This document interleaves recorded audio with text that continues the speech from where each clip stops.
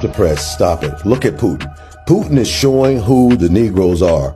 When you go into Russia, they never took our murals down. These murals are from the Black Russian Archives Church that you can see when you go to YouTube. Putin was showing the world who we are. He wanted everybody to see it. But if you notice, the American cameras, they took the camera and they dropped it. When you go through all of Europe, all of France, all of Germany, all of Italy, all of Russia, all of the European nations and the Americas, you're going to find out something, that this so-called Negroes or Moors only mean that you're black.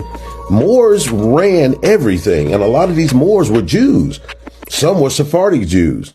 And some of them were other type of Jews. But these Jews or Israelites ran what you would call the European nations. That's why when you go into Germany, they find bodies that are thousands of years old. And these bodies are so-called Moors. And when they go into Britain, Britain just means sons of Isaac. That's exactly what it means. Britain, when you get a lot of these names as Johnson, McKeever and McDowell, you would think that these names were actually European. But you got to remember, these people were in the Caucasus Mountains. They didn't even speak English. These so-called Negroes and Moors taught them English. And when they came later in the 19th century, they basically took over all of Britain, France, Germany from the 11th century. After the 19th century, they took over everything. And what they did, they came through and they whitewashed everything. So I'm showing you pictures of the ancient nobles here right now as we speak.